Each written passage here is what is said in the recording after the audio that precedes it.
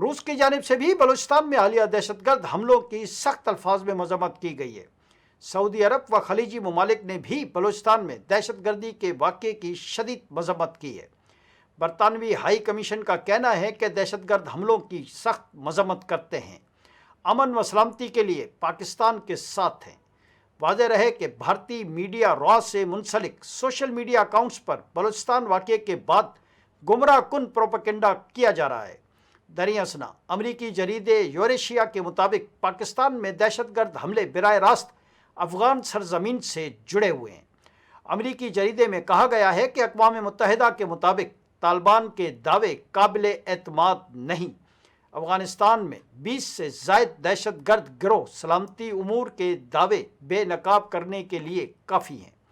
امریکی جریدے کا کہنا ہے کہ ورلڈ بینک کے مطابق افغانستان کی معیشت بقا کی بنیاد پر چل رہی ہے۔